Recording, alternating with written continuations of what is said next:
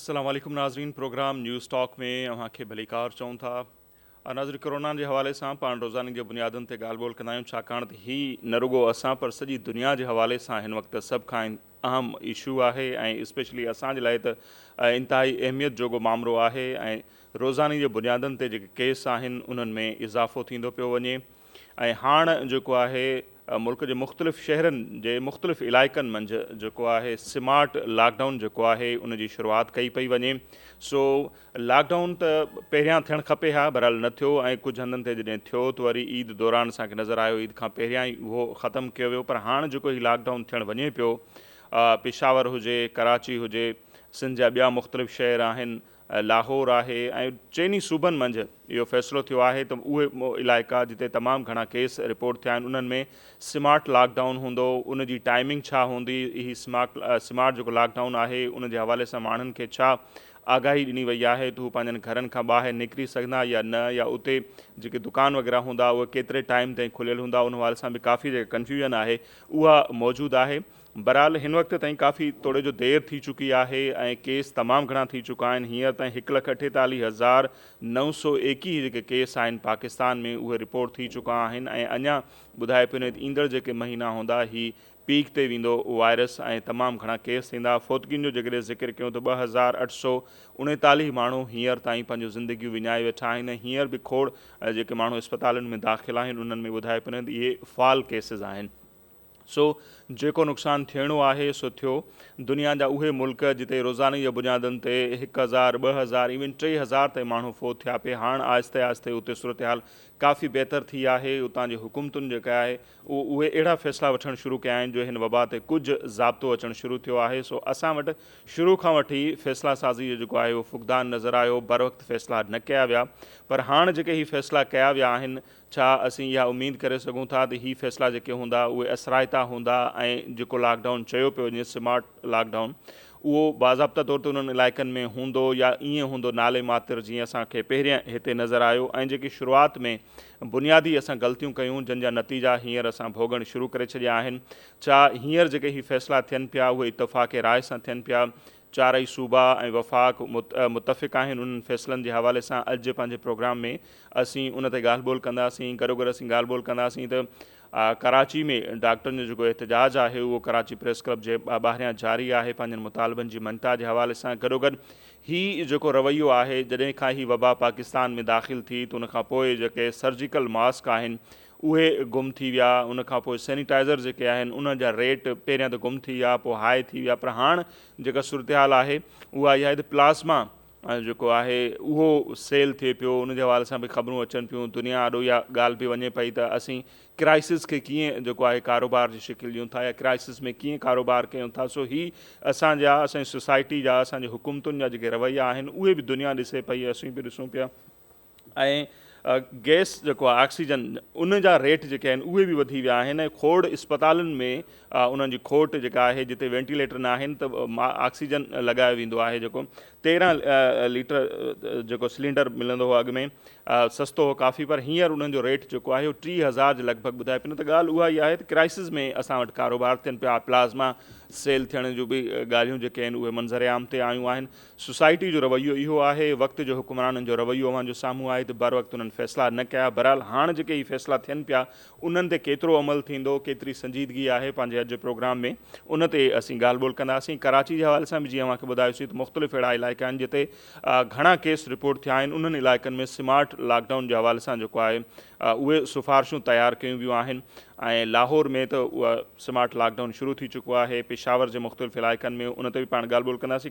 कराची मां धरती टीवी जा रिपोर्टर फ़याज़ कुरैशी साहब असां सां लाइन ते मौजूदु आहिनि। फ़याज़ साहब वरी महिरबानी, कराची जा कहिड़ा इलाइक़ा आहिनि जिते हाणे ही स्मार्ट लॉकडाउन लागू थींदो ऐं स्मार्ट लॉकडाउन जी का वज़ाहत कई वई आहे त उहो कीअं हूंदो, माण्हुनि जो चुरपुर खे कीअं रोकियो वेंदो, छा उन्हनि इलाइक़नि जा जेके दुकान वग़ैरह हूंदा उहे खुलियल हूंदा या उन्हनि जी टाइमिंग छा हूंदी, कुझु डिटेल ॿुधाए पंहिंजनि फ़याज़ साहब।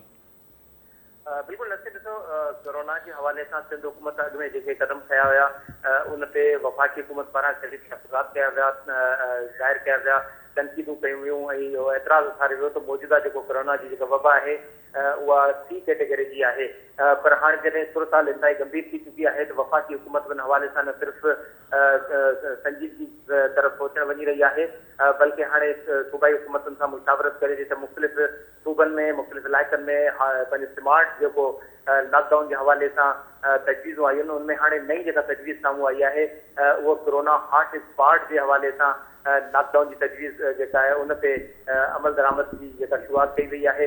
इन हवाले सां मुख़्तलिफ़ सिंध जे जेके ज़िला इंतिज़ामिया आहिनि उन्हनि पिणु जेको सिंध हुकूमत खे इहो लिखियो आहे त कोरोना हॉट स्पॉट जा जेके इलाइक़ा आहिनि उन्हनि खे स्मार्ट लॉकडाउन जे तहत जेको आहे उहो बंदि कयो वञे, जीअं जिन जिन इलाइक़नि में कोरोना फैलिजी वियो आहे ऐं हुनजे फैलाव खे रोके सघिजे। त जिते अहिड़ी तजवीज़ूं मुख़्तलिफ़ डिप्टी कमिश्नरनि पारां सिंध हुकूमत खे ॾिनियूं आहिनि, उनमें कराची जा जेके 3 ज़िला आहिनि उनमें कोरंगी ज़िलो आहे, मलीर ज़िलो आहे ऐं ओलह ज़िलो शामिल आहिनि। उन्हनि में स्मार्ट लॉकडाउन जे हवाले सां सिफ़ारिश कई वई आहे।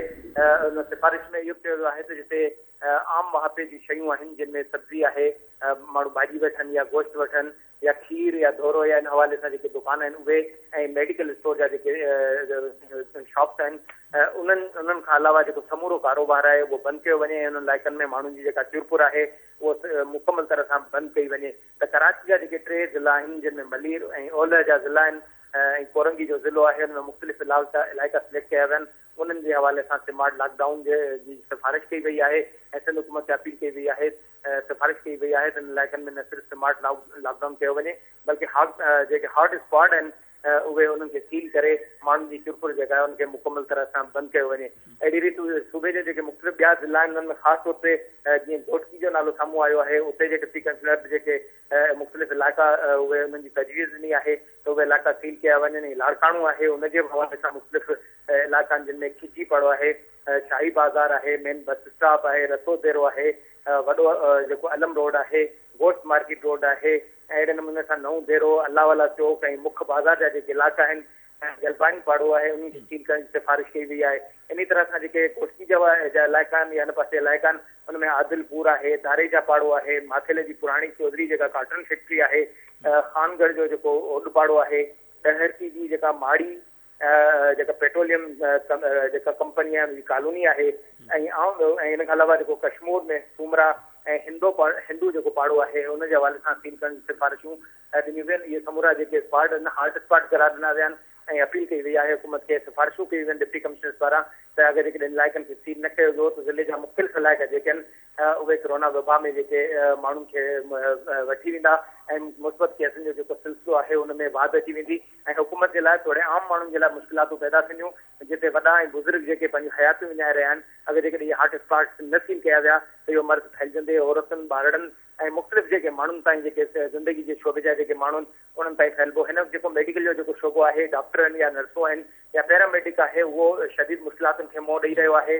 ऐं कोरोना जहिड़ी रीति फैलिजी रहियो आहे उन सां अंदाज़ो लॻाए सघिजे थो त हाणे स्मार्ट लॉकडाउन खां जेका सूरत आहे उहा चढ़ी पई आहे।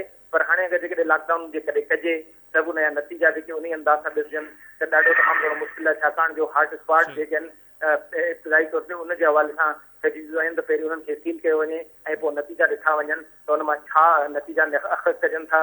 त पहिरीं जेका तरजीह जेका आहे उन में हॉट स्पॉट इलाइक़ा सील करे ऐं पोइ वधीक फ़ैसिलो कयो वेंदो त इहा सूरत हाणे कंट्रोल में अची रही आहे या इहे इलाइक़ा जिते जिते कोरोना फैलिजी रहियो आहे उन ते कंट्रोल करे सघिजे थो त ठीकु आहे, अगरि जेकॾहिं न त पोइ सख़्तु तरीन जेको कर्फ्यू जे हवाले सां तजवीज़ आहे ऐं इहो ॿियो मरहलो थींदो। पर इन हवाले सां कल्ह जॾहिं मुस्तफ़ा वहाब सिंध हुकूमत जो तर्जुमान आहे उन प्रेस कॉन्फ्रेंस कई, पर इन इशू ते असां धरती टीवी पारां सवाल कयो वियो, हिन खां इहो पुछियो वियो त माण्हुनि में इहो कंफ्यूजन आहे त सिंध हुकूमत जेको सूबे में ॿीहर जेको लॉकडाउन करण जे हवाले सां तजवीज़ ते गौर करे रही आहे, आया इन तजवीज़ ते अमल थींदो, इहो कंफ्यूजन ख़तमु कयो वञे, कारोबार माण्हू खुलियल रखनि या न, छाकाणि जॾहिं कारोबार खुलियल आहे त माण्हुनि जी बाज़ारुनि में रश हिन वक़्तु घटि आहे। पर जॾहिं कर्फ्यू या लॉकडाउन जी सूरत जे हवाले सां का जेका डिसइंफॉर्मेशन अचे थी, अफ़वाह फैलिजे थी त माण्हुनि जो वॾो हिकिड़ो अंग जेको आहे बाज़ारुनि मां निकिरी पए थो ऐं ख़रीदारी जो सिलसिलो शुरू करे थो, उन सां वधीक जेको कोरोना जे फैलण जे हवाले सां वधीक ख़दशा जेके आहिनि उहे पैदा थियनि था। त हिन वक़्तु बि अहिड़े क़िस्म जी जेके अफ़वाहूं हली रहियूं आहिनि त कराची समेत सूबे जे मुख़्तलिफ़ ज़िलनि में या बल्कि सॼी सिंध में लॉकडाउन जे हवाले सां हुकूमत फ़ैसिलो करणु वञी रही आहे या कर्फ्यू लॻाइण जे हवाले फ़ैसिलो करण रही आहे त माण्हू जेको ॿुॾतर जो शिकार आहिनि त मुस्तफ़ा वहाब इन हवाले सां वज़ाहत कंदे चयो त हिन वक़्तु ताईं अॼु ॾींहं ताईं जेका प्रेस कॉन्फ्रेंस करे रहियो आहियां उन में अहिड़े क़िस्म जी का तजवीज़ जेका उहे गौर हेठि नाहे। अलबत्ता सिफ़ारिशूं ज़रूरु अचनि थियूं, पर हिन वक़्त ताईं सिंध हुकूमत अहिड़ो को फ़ैसिलो नाहे कयो त को मुकमल तरह सां कर्फ्यू लॻाए वञे। हाणे वज़ीर आज़म साहब जो जेको दौरो आहे राति हू पहुचनि पिया त किथे ईअं आहे त उन्हनि सां मुशावरत कई वञे ऐं गॾियल तौर ते सिंध हुकूमत इंतज़ारु पई करे त गॾियल तौर ते वफ़ाक़ खे मुशावरत सां उन वफ़ाक़ सां मुशावरत करे को फ़ैसिलो कयो वञे जो समूरे सूबे में लॉकडाउन थिए, उन ते बि को गौर फ़िक्र थिए पियो? बिल्कुलु वज़ीर अज़म जो जेको इहो कराची जो जेको दौरो आहे उन हवाले सां पिणु जेको इहा ख़बरचार ॿुधाई वई या जेके PTI जा जेके ज़रिया आहिनि ॿुधायो त कोरोना जे हवाले सां वज़ीर अज़म जेको सिंध में मीटिंग कंदो। यकीनन हिन हवाले सां वज़ीर अज़म जी सदारत में जेको आहे मुतबिक़ आहे ऐं वॾे वज़ीर सां बि इहा हिन हवाले सां मुलाक़ात मुतबिक़ आहे त कोरोना जे हवाले सां जेके फ़ैसिला थियनि, छाकाणि जो वज़ीर अज़म जॾहिं खां वठी 26 फ़रवरी खां वठी कोरोना जी जेका सूरताल पैदा थी उन खां पोइ न सिर्फ़ु मुल्क जे ॿियनि सूबनि जा दौरा कया बल्कि कश्मीर या गिलगित जे पासे उन पासे बि हुनजो वञणु थियो हुयो, पर सिंध ॾांहुं बदकिस्मती सां वज़ीर अज़म अची न सघियो हुयो ऐं न ई सिंध हुकूमत सां हिन हवाले सां रिज्यू कयो हुयो त जदीद टेक्नोलॉजी जे ज़रिए यकीनन NCI NCC ऐं हिन हवाले सां जेके इजलास थिया हुआ त उन में त ज़रूरु पंहिंजो वॾे वज़ीर पारां हुन में इजलासनि में टेक्नोलॉजी जे ज़रिए शिरकत कई, पर सिधो खां इहा मुलाक़ात न थी हुई। त इहो इम्कान आहे त गवर्नर हाउस में वज़ीर अज़म जेको आहे वज़ीर अला सां जे तलब करे हिन हवाले सां न सिर्फ़ु जिते हुन पंहिंजी जेके इत्तेहादी पार्टी MQ में जीती आहे हुनजे वफ़दनि सां मुलाक़ात कंदो त वॾे वज़ीर खे घुराए वेंदो ऐं कोरोना जे हवाले सां जेको आहे उहे मुतबिक़ा तौर ते कुझु फ़ैसिला थी सघनि था। वज़ीर अज़म जॾहिं गवर्नर हाउस पहुचंदो त गवर्नर हाउस में जेका मोबाइल अस्पताल जेका आहे गवर्नर सिंध पारां क़ाइमु थी रही आहे उनजो न सिर्फ़ु मुआइनो कंदो बल्कि हिन सां गॾोगॾु जेको वज़ीर अला खे तलब करे उन सां बि मुशावरत जो इम्कान आहे। अहिड़ी रीति वज़ीर अज़म न सिर्फ़ु कराची में पंहिंजे साथियुनि सां मुलाक़ात कंदो बल्कि हिन सां गॾोगॾु लाड़काणे जो वज़ीर अज़म जो दौरो आहे जिते एहसास प्रोग्राम जे जेके सेंटर आहिनि उन्हनि जो दौरो कंदो ऐं हिन खां इम्कान आहे त हिन खां पोइ सूबे जे जेके ॿिया ज़िला आहिनि उन्हनि में बि वज़ीर अज़म अगरि जेके हुनजूं मसरूफ़ियतूं वधियूं न त ओॾां बि वेंदो ऐं उते बि जेके इजलास कंदो या पार्टी जा जेके अॻुवान आहिनि उन्हनि सां मुलाक़ात कंदो। त इब्तिदाई जेको शेड्यूल आहे उन में कराची आहे ऐं लाड़काणो आहे, पोइ तवक़ करे सघे थी हैदराबाद या खैरपुर या ॿियनि इलाइक़नि में बि वज़ीर अज़म वञी सघे थो।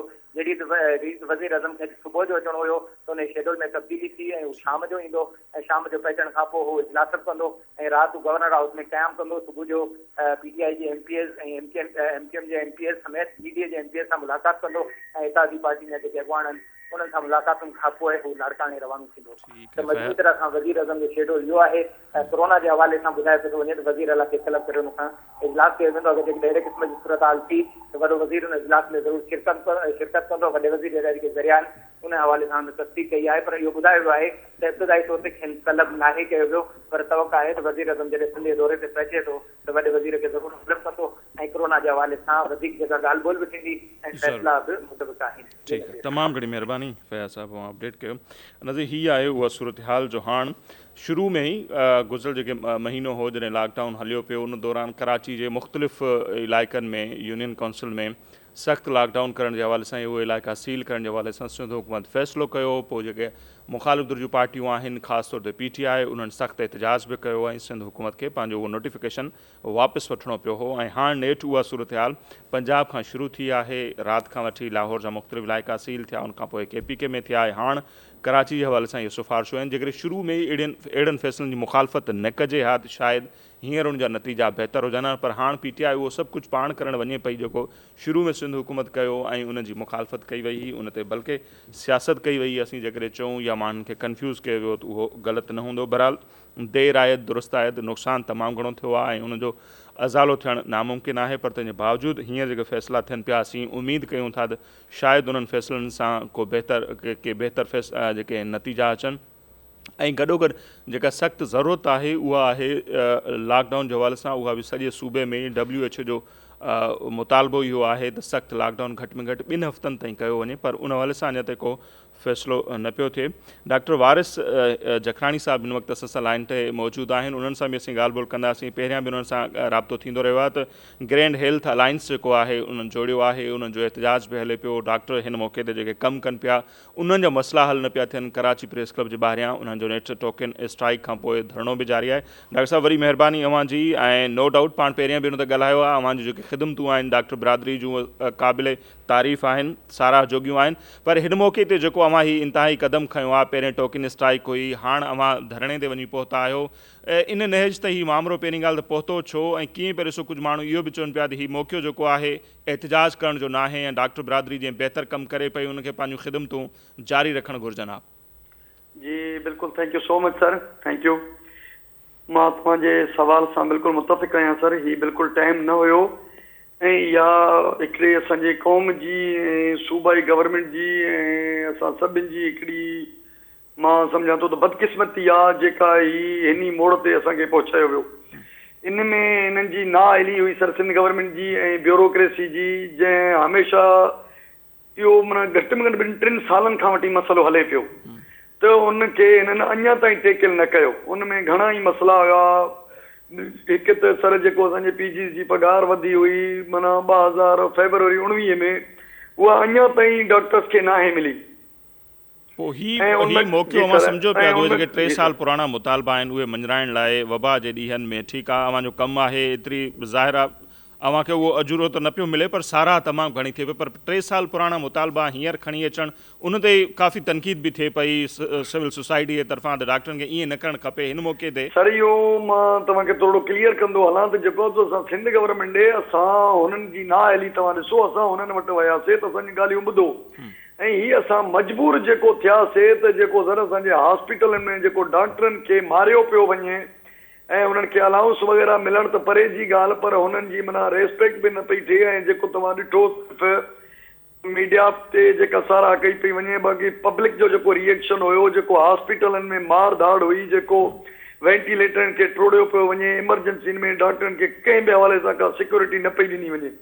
असां मजबूर थी करे असां रिक्वेस्ट कई त असांखे रेंजर प्रोवाइड कई वञे ऐं असांखे जेको सिक्योरिटी ॾिनी वञे त जीअं असां सही नमूने ड्यूटी करे सघूं। ऐं उन सां गॾोगॾु पोइ जेको काफ़ी मुतालबात हुया, असां हुननि सां हुननि मजबूर असांखे कयो। जेका असांजी टर्निंग पॉइंट हुई, जेका असांजी सिक्योरिटी हुई ऐं जेको असां ते असांजो जेको रिस्क हुयो, ऐं उन खां पोइ असांजी कंहिं बि हवाले सां का सिंध गवर्नमेंट ॻाल्हि न पई ॿुधे, तॾहिं असां मजबूर थियासीं। उन खां अलावा असां प्रेस कॉन्फ्रेंस करे 3 ॾींहं उन्हनि खे मोहलत ॾिनी, असां सां ॻाल्हियूं कयो, पोइ बि न कयूं। उन खां पोइ वरी असां 3 ॾींहं कलाक 2-2 कलाक टोकन स्ट्राइक कई, पोइ बि हुननि गवारा न कयो असां सां ॻाल्हाइण जे लाइ। उन खां पोइ मजबूर थी असां ओपीडी जो बाइकाट कयो। त इहा सॼी नाअहली सर सिंध गवर्नमेंट जी आहे। ॾिसो असां हिन वक़्तु कंहिं बि हवाले सां इनकार न कयो आहे त असां किथे वञूं। ऐं ॿियो त असांजी वॾे में वॾी मजबूरी इहा बि हुई त हिन मौक़े ते अव्हां जो उहे मुतालबा जेके पंहिंजे पेरेंट्स खे खणी करे राति जो 4-5 बजे घुमाईंदा था वञनि, उन्हनि जे लाइ वेंटिलेटर न आहे, उन्हनि जे लाइ कंहिं बि हॉस्पिटल में स्पेस न आहे। बाक़ी जेकॾहिं ब्यूरोक्रेट बीमार थो थिए त उन्हनि जे लाइ आगा खान खे बि अरबे रुपया ॾिना विया, उन्हनि जे लाइ वेंटिलेटर बुकड आहिनि। ऐं जेको उन्हनि जे लाइ ज़ियाउद्दीन बि बुक कयो वियो आहे, उन्हनि जे लाइ जेको साउथ सिटी में बि जॻह आहे, उन्हनि जे लाइ बर्तानिया ऐं अमेरिका में बि जाइ आहे। पर बदकिस्मती सां जेका कम्यूनिटी फ्रंट लाइन ते विड़ी रही आहे, उन्हनि जे पेरेंट्स जे लाइ ऐं उन्हनि जे लाइ स्पेस न आहे, ऐं उहे मजबूर थी राति ऐं ॾींहं जो पंहिंजे प्यारनि खे हथनि में खणी करे घुमाईंदा था वञनि आइसोलेशन वार्ड ऐं ऑक्सीजन जे लाइ ऐं वेंटिलेटर जे लाइ। ठीकु आहे, मतिलबु अव्हां जी डिमांड उहा आहे त हिन वबा में जेके डॉक्टर ख़िदमतूं सरअंजाम ॾींदे मुतासिर थियनि था, घटि में घटि उन्हनि जे लाइ अलॻि सां के वार्ड हुजनि या उन्हनि जे लाइ के वेंटिलेटर वग़ैरह हुजनि, इहा हिकिड़ी डिमांड आहे। ऐं हिफ़ाज़ती किट्स वग़ैरह जी जेका खोट हुई पहिरियां, उहा हाणे किथे पहुती, उहा सूरत हाल बहितर सर उहा तव्हां ॾिसो, उहा त सिर्फ़ु हिननि जे डॉक्यूमेंटेशन में पूरी आहे, बाक़ी त कंहिं बि हवाले सां किथे बि न आहे। सवाइ ही सम्झनि था त जेके आइसोलेशन में असां जेके 200 मरीज़ डायग्नोस करे जंहिंखे आइसोलेशन में रखियो आहे, उते ई पीपी डॉक्टर खे ॾींदासीं त माना बसि उन्ही खे कोरोना न आहे थियणो, बाक़ी कंहिं डॉक्टर खे ज़रूरत न आहे। ही जेका इमरजेंसी हले थी, सूबे में ऑलरेडी सामान जी खोट आहे, जेका गाइनी जी इमरजेंसी आहे, जेका मेडिसन जी इमरजेंसी आहे, जेका पीड्स जी इमरजेंसी आहे, जेका सर्जरी जी इमरजेंसी आहे, जेको ख़बर न आहे किथां कंहिं बि पेशेंट खे कोरोना पॉज़िटिव आहे अची करे जेको सो हिकिड़े डॉक्टर सां माना जेको सो हुनजो इंटरेक्शन थो थिए ऐं उहो वबा में मुतासिर थो थिए ऐं कैरियर थो थिए, पंहिंजे फैमिली में जेको आहे सो उहो ॾींहुं शाम जो उहो ई वायरस खणी थो वञे, पंहिंजे पूरे घर खे इन्फेक्ट थो करे। इन्ही जी त कंहिं बि हवाले सां का सेंसिबल सोच ई न आहे रखी ब्यूरोक्रेसी के ईअं बि त का वबा फैले थी या न, त पोइ जी सर। जी डॉक्टर साहब, इहो बि चयो पियो न सिंध हुकूमत तरफ़ां सामान जी ऑलरेडी खोट आहे, इहो जेके आर्डर ॾिनासीं ॿाहिरियां घुराइणा हुआ उहे उनमें वफ़ाक़ ताउन न कयो, या जेको ॿाहिरियां सामान आयो आहे उहो सूबनि खे ओतिरी तादाद में ख़ासि तौर ते सिंध खे न मिलियो आहे। इहा हिकिड़ी शिकायत आहे त सामान ऑलरेडी पूरो न आहे, उनजे करे शायदि ॿिया जेके आहिनि कोरोना खां ॿाहिरि जेके OPD में कमु कनि था डॉक्टर वग़ैरह या मुख़्तलिफ़ वार्ड मां ॻणाया, उते उन्हनि खे न पिया प्रोवाइड करे सघनि। तव्हां सां बिल्कुलु एग्री आहियां। मसइलो इहो आहे त इहो मुंहिंजो हेडेक न आहे त वफ़ाक़ छा थो करे ऐं सिंध गवर्नमेंट छा पई करे। मूंखे त ज़रूरत आहे जंहिं शइ जी, मां त पंहिंजे सिंध गवर्नमेंट खां उन शइ जी डिमांड कंदुसि त ख़ुदारा तव्हां हीअं त कॾहिं नथा चई सघो त पाकिस्तान जो असुल उहो ख़तमु थी चुको आहे, हीअ आर्मी जेका बॉर्डर ते वई आहे हिनखे गन न ॾिजो।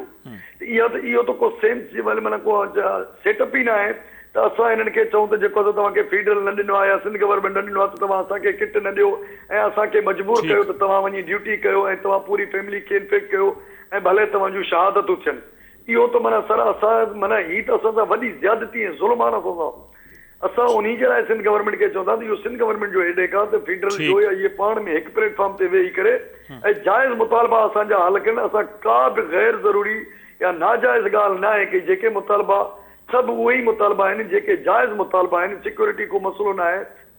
ठीकु डॉक्टर साहब, माफ़ु कजो, असांजो हाणे ब्रेक जो बि टाइम थिए पियो।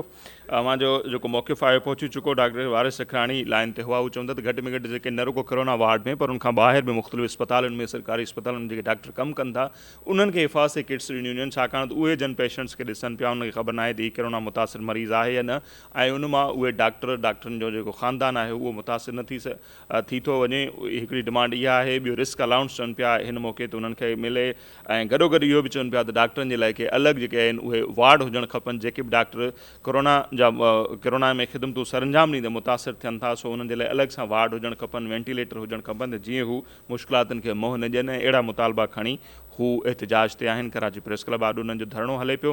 पाण हिन वबा जे हवाले सां वधीक बि ॻाल्हि ॿोल कंदासीं। स्मार्ट लॉकडाउन जेके थिए पियो उहो केतिरो फ़ाइदेमंद थींदो या छा, उन ते ॻाल्हि ॿोल कबी, पर हींअर वक़्तु थियो आहे मुख़्तसिर ब्रेक जो।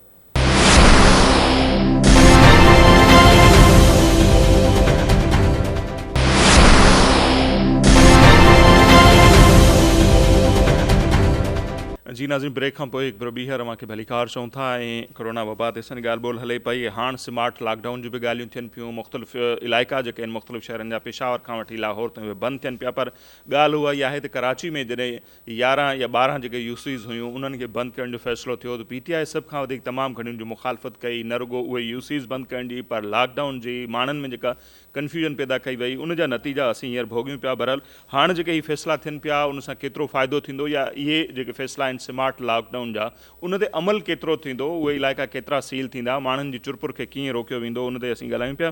डॉक्टर करीम ख्वाजा साहब हिन वक़्तु असां सां टेलीफोन लाइन ते मौजूदु आहिनि, पाकिस्तान पीपल्स पार्टी जा सीनियर अॻवान आहिनि। डॉक्टर साहब, तमामु घणी महिरबानी, अव्हां असांखे टाइम ॾिनो। कीअं बि ॾिसो डॉक्टर साहब, हाणे जेके हीअ फ़ैसिला असीं कयूं पिया, एॾी लेट सां फ़ैसिला थिया, हीअ वबा जेका आहे हाणे 1,48,000 ताईं माण्हू मुतासिर थिया आहिनि, जेके रिपोर्ट केस आहिनि, चवनि था त तादाद उनखां तमामु घणो फ़ैसिलो आहे। त कीअं बि ॾिसो त किथे असांखां ग़लतियूं थियूं या कहिड़ा फ़ैसिला जेके असां डिले कया जंहिंजे नतीजे में हाणे असीं सभु भोॻियूं पिया। साईं महिरबानी तव्हांजी। सभ खां पहिरीं मसइलो इहो आहे त जेको प्राइम मिनिस्टर जेको आहे उहो क्लियर कोन्हे, उन कॉन्फ्लिक्टिंग मैसेज ॾिना। सभ खां पहिरीं त सिंध हुकूमत तमामु फ़ैसिला कमु कयो, बिलावल साहब ऐं चीफ मिनिस्टर सिंध जेके लॉकडाउन शुरू कयो, हिनखे ॾिसी सॼे पाकिस्तान लॉकडाउन कयो। इहा ॻाल्हि हुनखे हज़म कान थी। हाणे जेका हुन चयो हीअ सही कान्हे, हीअ कान्हे, फलाणो कोन्हे, हाणे माण्हू जेको उहो सम्झनि था त हीअ कोरोना जेको आहे कूड़ आहे, धोखो आहे, ऐं हिन कॉन्फ्लिक्टिंग मैसेज जेके फसाद वारा जेके बयान ॾिना वज़ीर आज़म, इन सॼी तबाही कई आहे। हाणे बि वक़्तु कोन वियो आहे। हाणे बि असीं चऊं था त स्मार्ट लॉकडाउन मसइलो कोन्हे, तव्हांखे जेको कर्फ्यू हणणु खपे या फुल लॉकडाउन हणणु खपे 2 हफ़्तनि जे लाइ। उहो भले खोले छॾियो 2 हफ़्ता, ॾिसो अगरि फ़ाइदो न आहे त 2 हफ़्ता वरी हणो, पोइ खोले छॾियो। इहे 6 हफ़्तनि ताईं जे या त मुसलसल तव्हांखे जेको लॉकडाउन हणो तॾहिं कंट्रोल थींदो, न त माना जेको आहे सो ये ख़ुदि पिया चवनि 12 लाख केस थींदा जुलाई जी एंड ताईं। हाणे जेके यूरोप ऐं लंडन तव्हांजो UK फ्रांस इटली स्पेन में जिते 20,000 40,000 माण्हू हलाकत थी आहे उते केस थिया 2.5 लाख 3 लाख 3.5 लाख। बिल्कुलु ठीकु आहे साईं। बिल्कुलु अमेरिका में केस थिया आहिनि 2 लख, उते जेको आहे सो लख सवा माण्हू जेको आहे सो हलाकत थी आहे। हाणे हे चवनि था 12 लख जेको कल्ह हिननि चयो। ऐं असांजे हॉस्पिटलनि जी जेका सूरत हाल आहे ऑलरेडी उहा उन मयार मुताबिक़ कोन्हे जेका ॿियनि मुल्कनि खे आउं तव्हांखे ॿुधायां मयार मुताबिक़ हुजे न हुजे पर इहो जेको क्राइसिस यूरोप में आयो यूरोप ई कोन थो संभाले सघे, असीं त अलाए पोइते आहियूं ॻाल्हाए। बिल्कुलु। अच्छा उते ई गफर मिर्ज़ा TV ते चयो, मूं ख़ुदि ॿुधो, हुन चयो त बाबा हिकिड़ो मिसाल ॾिनी त बाबा जी कराची में अगरि हॉस्पिटलूं फुल थी वञनि त हुनजो अगरि फुल थी वञे त हैदराबाद हलिया वञो। हुन सम्झाइण ख़ातिर इहा ॻाल्हि कई। सही। त इन जी माना इहो आहे त जेके हैदराबाद में अगरि जेको आहे सो मसइलो आहे जेकॾहिं गैस कोन्हे त उहो टंडे मोहम्मद खान वञनि या टंडो बागो वञनि ऐं पोइ टंडे मोहम्मद खान ऐं टंडे बागे वारा वञनि बुलड़ी शाह करी या जेको निदे शहर वञनि। सही। निदे शहर वारा जेको भुगड़ा मेमन वञनि, भुगड़ा मेमन वारा रण ऐं कच्छ में वञनि, उते वञी मरनि।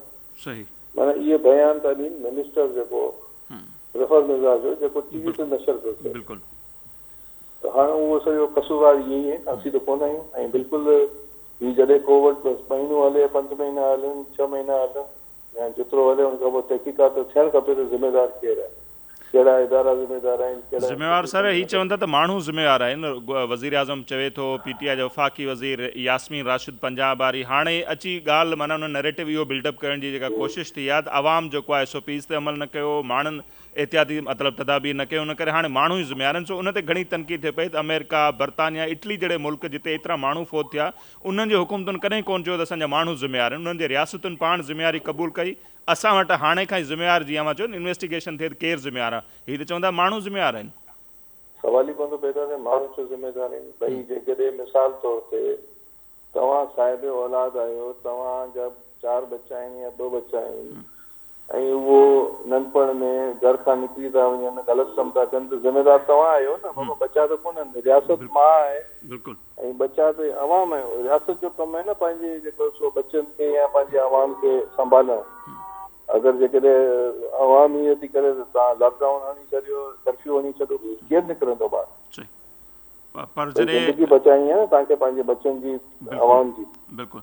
पर हू त चओ सघिजे थो ही त खामखा मुंहिंजे ख़्याल सां ग़लति ॻाल्हियूं पिया कनि। इन में का वज़न कोन्हे। ज़िम्मेदार इहे आहिनि ऐं इहे हिननि खे रिस्पॉन्सिबिलिटी आहे। हिकिड़ो माण्हू अगरि हलाक थिए थो पाकिस्तान में, शहीद थिए थो, उन ज़िम्मेदार हुकूमत आहे, सिटिंग हुकूमत जेका फेडरल गवर्नमेंट आहे। उहे त रियासत मदीना जा हवाला इहे ई ॾींदा आहिनि त अगर कुत्ता भी भूख से मर जाए तो वो जो ख़लीफ़ा होगा वक्त का वो ज़िम्मेवार होगा। पहिरें इहे बयान ईंदा हुआ, हाणे चवंदा जॾहिं एतिरी सूरत हाल थी हाणे चवंदा माण्हू ज़िम्मेवार आहिनि। बहरहाल सर अवां त चओ था कर्फ्यू लागू कयो, पर हीअ त एंटी लॉकडाउन आहिनि, लॉकडाउन जो बि सदाईं ख़िलाफ़ रहिया आहिनि। सो उहे वरी जॾहिं लॉकडाउन जी ॻाल्हि थिए थी चवंदा त मईशत असांजी तबाह पई थिए या माण्हू बुख सां मरी वेंदा, त उन्हनि जो त अञा ताईं माइंड उहो कोन्हे जो लॉकडाउन सख़्तु कजे, कर्फ्यू त अञा परे जी ॻाल्हि आहे। ॾिसो असां डॉक्टर बि आहियूं, पाकिस्तान पीपल्स पार्टी जेका आहे सा उनजो शुरू खां मौक़ो बि आहे। बिलावल साहब बार बार इहा ॻाल्हि फरमायो आहे त बाबा कंहिं सूरत में जेको आहे लॉकडाउन लॻणु खपे ऐं इन में ई पाकिस्तान जे अवाम जी भलाई आहे, इन में सिंध जे अवाम जी भलाई आहे। सॼी दुनिया में जिते लॉकडाउन आहिनि उते ई अमवात घटि थियूं आहिनि, जिते लॉकडाउन न आहिनि। ब्राज़ील में तव्हां ॾिसो त हुनजो जेको सदर हो हुनजी हरकतूं बि इमरान ख़ान जहिड़ियूं आहिनि। ट्रम्प खे ॾिसो त हुनखे परवाही कान्हे, लख सवा लख माण्हू हलाक थी विया आहिनि, परवाही कान्हे। बोरिस जॉनसन आहे, उन बि ईअं कयो, हुन 40-45 हज़ार माण्हू बरताने में हलाकत थी वई आहे।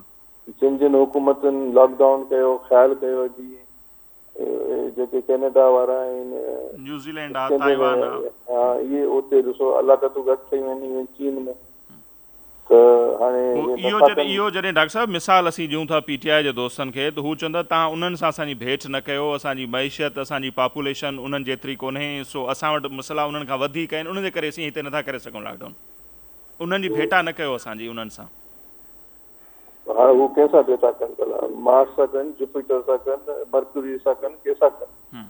ॿिए सयारे सां कनि कंहिंसां कनि। मतिलबु आहे त तव्हांखे पंहिंजे माण्हुनि खे बचाइणो आहे न, बचाइण जो इहो ई आहे, इहो ई हिकिड़ो मॉडल आहे जेको सदियनि खां पियो हले।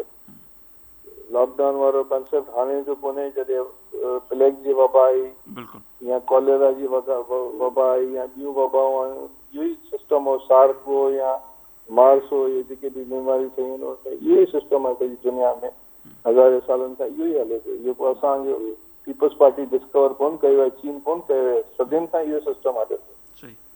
नथा सम्झनि त पोइ लोड़ींदा। सही। त डॉक्टर साहब, शुरू में सिंध हुकूमत ॾाढो हिकिड़ो बोल्ड फ़ैसिलो वरितो ऐं ज़बरदस्त फ़ैसिलो थियो, उनजी एॾी साराह थी, पोइ उनजी एॾी मुखालफ़त थी जो नेठि वरी कोर्टुनि मां फ़ैसिला बि आया, लॉकडाउन ख़तमु करिणो पियो। पर हींअर असीं ॾिसूं था त आज़ाद कश्मीर में जेको आहे फारूक हैदर साहब, उन्हनि चयो त बाबा कुझु बि थिए, मुंहिंजनि माण्हुनि जी ज़िम्मेवारी, मुंहिंजी ज़िम्मेवारी आहे उन्हनि जूं ज़िंदगियूं बचाइणु। उन्हनि बोल्ड फ़ैसिलो कयो, उन्हनि सख़्तु लॉकडाउन कयो आहे। छा सिंध हुकूमत पाण अहिड़े क़िस्म जो फ़ैसिलो हींअर नथी करे सघे? अञा ताईं मुर्सा वहाब साहब गुज़र ॾींहुं बि चयो त हाणे मुशावरत सां फ़ैसिला थींदा या वफ़ाक़ जेको फ़ैसिलो कंदो। वफ़ाक़ जो इंतज़ारु सिंध हुकूमत छो पई करे? पहिरियां उन्हनि अहिड़ो फ़ैसिलो कयो जॾहिं घटि केस हुआ, हाणे नथा सम्झो त सिंध हुकूमत खे पाण अॻिते अची वरी अहिड़े क़िस्म जो बोल्ड फ़ैसिलो करणु खपे?